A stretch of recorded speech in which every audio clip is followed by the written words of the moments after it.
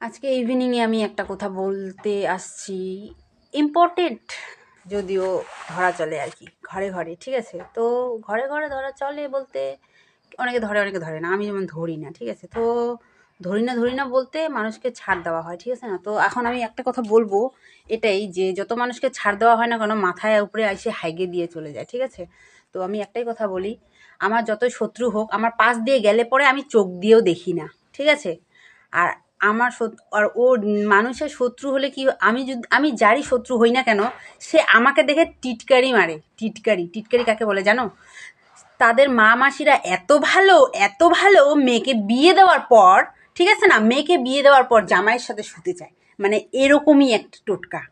মানে ছেলেকে যদি 2-3বারও বিয়ে দেওয়া হয় না, সেই বাড়ির বউ টিকতে পারে না। তাহলে ভাবো, এমন এমন লোকও আছে, এমন শত্রু মেতে করে, ভাবা যায়? ভাবো।